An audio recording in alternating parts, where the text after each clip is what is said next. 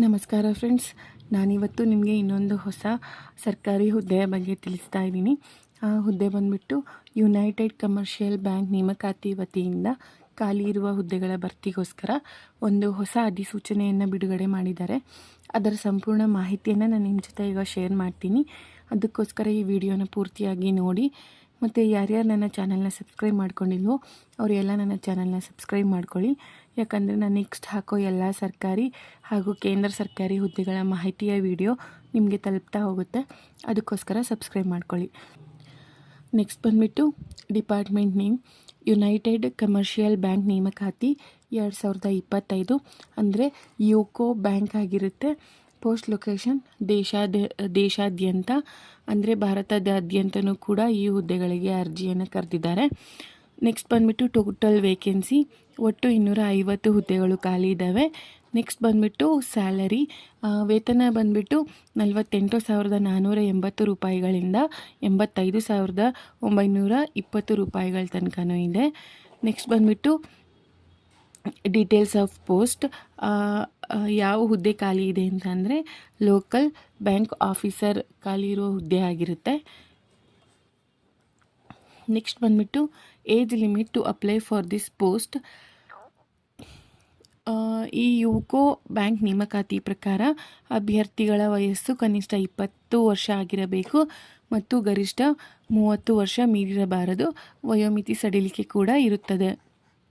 ಅಂದರೆ 20 ವರ್ಷದಿಂದ 30 ವರ್ಷದ ಒಳಗಿರೋ ಆಸಕ್ತ ಅಭ್ಯರ್ಥಿಗಳು ಈ ಹುದ್ದೆಗಳಿಗೆ ಅರ್ಜಿಯನ್ನು ಸಲ್ಲಿಸ್ಬೋದಾಗಿದೆ. ಮತ್ತು ವಯೋಮಿತಿ ಸಡಿಲಿಕೆಯನ್ನು ಕೊಟ್ಟಿದ್ದಾರೆ.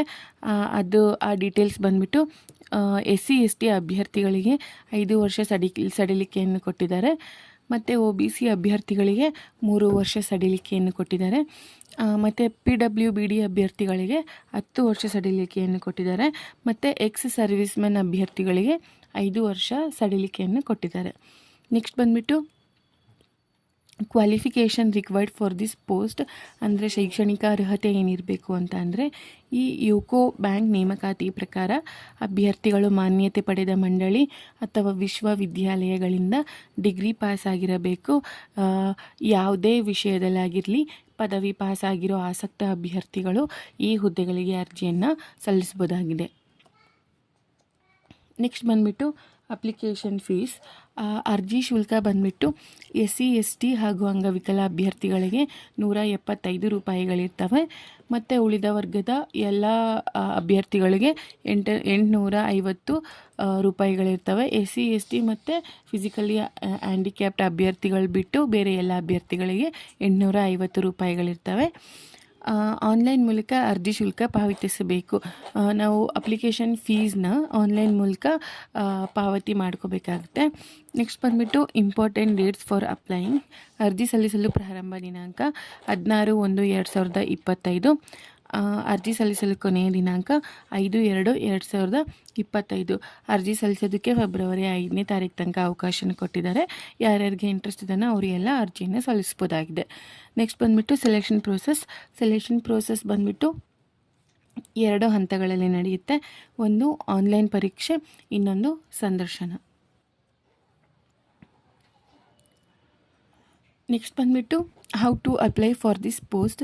ಈ ಹುದ್ದೆಗಳಿಗೆ ನಾವು ಯಾವ ಥರ ಅರ್ಜಿಯನ್ನು ಸಲ್ಲಿಸ್ಬೋದು ಅಂತ ಅಂದರೆ ಯುಕೋ ಬ್ಯಾಂಕ್ ನೇಮಕಾತಿ ಬಿಡುಗಡೆ ಮಾಡಿದ ಅಧಿಸೂಚನೆಯನ್ನು ಎಲ್ಲ ಅಭ್ಯರ್ಥಿಗಳು ಒಮ್ಮೆ ಸರಿಯಾಗಿ ಓದಿಕೊಳ್ಳಿ. ಫಸ್ಟು ಇವರು ಯುಕೋ ಬ್ಯಾಂಕ್ ರಿಲೀಸ್ ಮಾಡಿರೋ ನೋಟಿಫಿಕೇಷನ್ನ ಡೀಟೇಲಾಗಿ ಓದ್ಕೋಬೇಕಾಗುತ್ತೆ. ಅದಾದಮೇಲೆ ಅರ್ಜಿ ಸಲ್ಲಿಸುವ ಲಿಂಕ್ ಇದೆ, ಆ ಲಿಂಕ್ ಮೇಲೆ ಕ್ಲಿಕ್ ಮಾಡಿ. ಅರ್ಜಿ ಸಲ್ಲಿಸೋ ಲಿಂಕನ್ನು ಡಿಸ್ಕ್ರಿಪ್ಷನಲ್ಲಿ ಹಾಕಿರ್ತೀನಿ, ಆ ಲಿಂಕ್ ಮೇಲೆ ಕ್ಲಿಕ್ ಮಾಡ್ಕೋಬೇಕಾಗುತ್ತೆ. ಅದಾದಮೇಲೆ ಒಂದು ಹೋಮ್ ಪೇಜ್ ಓಪನ್ ಆಗುತ್ತೆ. ಅದಾದಮೇಲೆ ನ್ಯೂ ರಿಜಿಸ್ಟ್ರೇಷನ್ ಟ್ಯಾಬ್ ಮೇಲೆ ಕ್ಲಿಕ್ ಮಾಡಿ. ನ್ಯೂ ರಿಜಿಸ್ಟ್ರೇಷನ್ ಅಂತ ಒಂದು ಟ್ಯಾಬ್ ಇರುತ್ತೆ, ಆ ಟ್ಯಾಬ್ ಮೇಲೆ ಕ್ಲಿಕ್ ಮಾಡ್ಕೋಬೇಕಾಗುತ್ತೆ. ಅದಾದಮೇಲೆ ಕೇಳಿರುವ ಮಾಹಿತಿಯನ್ನು ತುಂಬುವ ಮೂಲಕ ರಿಜಿಸ್ಟ್ರೇಷನ್ ಪ್ರೊಸೆಸ್ ಪೂರ್ಣಗೊಳಿಸಿ. ಅವರು ಕೇಳಿರೋ ಡೀಟೇಲ್ಸನ್ನು ಆ ಟ್ಯಾಬ್ ಮೇಲೆ ಕ್ಲಿಕ್ ಮಾಡಿದ ಮೇಲೆ ಅವರು ಡೀಟೇಲ್ಸನ್ನು ಕೇಳ್ತಾರೆ. ಆ ಡೀಟೇಲ್ಸ್ನ ಫಿಲ್ ಮಾಡಿದ್ದಾದಮೇಲೆ ರಿಜಿಸ್ಟ್ರೇಷನ್ ಪ್ರೊಸೆಸ್ ಕಂಪ್ಲೀಟ್ ಆಗುತ್ತೆ. ಅದಾದಮೇಲೆ ಅರ್ಜಿ ಓಪನ್ ಆಗುತ್ತೆ. ಅರ್ಜಿಗಳನ್ನು ತುಂಬಿ ಅದಾದಮೇಲೆ ಅರ್ಜಿಗಳನ್ನು ಡೀಟೇಲಾಗಿ ಫಿಲ್ ಮಾಡ್ಕೋಬೇಕಾಗುತ್ತೆ.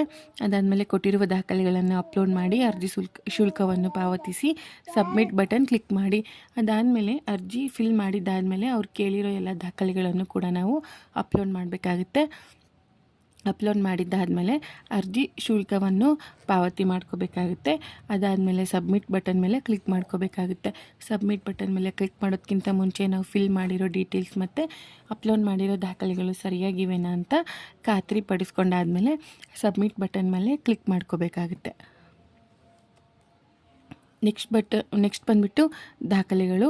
ಅರ್ಜಿಯ ಜೊತೆಗೆ ಅಪ್ಲೋಡ್ ಮಾಡಬೇಕಾಗಿರೋ ದಾಖಲೆಗಳು ಬಂದುಬಿಟ್ಟು ಆಧಾರ್ ಕಾರ್ಡ್, ಜಾತಿ ಪ್ರಮಾಣ ಪತ್ರ, ಆದಾಯ ಪ್ರಮಾಣ ಪತ್ರ, ಭಾವಚಿತ್ರ ಮತ್ತು ಸಿಗ್ನೇಚರ್ ಹಾಗೂ ಶೈಕ್ಷಣಿಕ ಅಂಕಪಟ್ಟಿಗಳು.